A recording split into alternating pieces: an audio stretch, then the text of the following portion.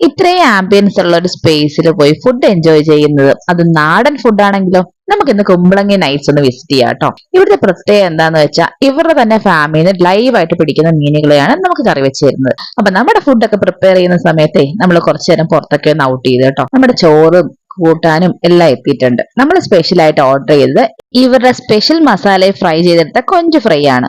ഇത് ഒരു ഈർക്കിൽ ഇങ്ങനെ കോർത്ത് വരുന്ന കൊഞ്ച് ഫ്രൈ, നല്ല ക്രിസ്പി ആയിട്ടുള്ള കൊഞ്ച് ഫ്രൈ ആയിരുന്നു. ദെൻ അവരുടെ നെക്സ്റ്റ് സ്പെഷ്യൽ ആണ് കരിമീൻ ഫ്രൈയും കരിമീൻ കറിയും. നമ്മൾ രണ്ടും ഓർഡർ ചെയ്തിട്ടോ.